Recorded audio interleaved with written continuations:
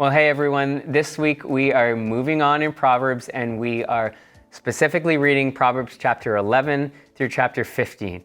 There's a couple of fantastic verses about loving discipline and correction. In Proverbs 13 and 1, it talks about how children should look for and receive discipline from their parents and correction from their parents. And that's one that's well documented all throughout Scripture and specifically in the Proverbs. But then it broadens it out in chapter 12, and I love it. It says, it's stupid to hate discipline. And this is one of the times when the Bible, yes, does use the word stupid. But it's those who don't want to be corrected, those who don't want to go through the process of discipline and refinement. Solomon says that's a totally dumb idea.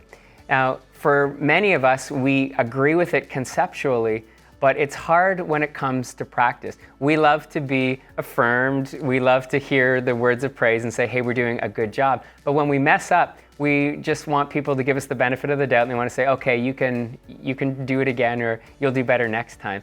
But in Proverbs 12 and in Proverbs 13, we really are corrected to say, no, when we're out of line, we should look for discipline. We should look for correction, because it's in our failures that we often have the greatest platform for learning if we're open to having a trusted voice come in and say, you know what? You didn't do so great. You weren't perfect this time.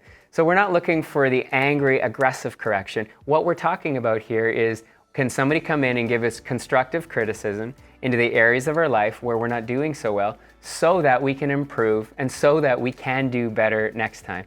So over in our Facebook group, I would love for you to share times and examples where people have given you constructive criticism and it's been beneficial for you and you've learned and you've grown from it. Or maybe examples of relationships where you look for that kind of discipline or correction, whether it's like a parent relationship, like it says in Proverbs 13, or maybe it's somebody who's a trusted friend or a trusted mentor. We could also share some examples of when this doesn't work, when discipline has gone wrong. But together, I'd love to hear us learn how we can embrace the principle of learning to love discipline and correction from Proverbs 12 and Proverbs 13.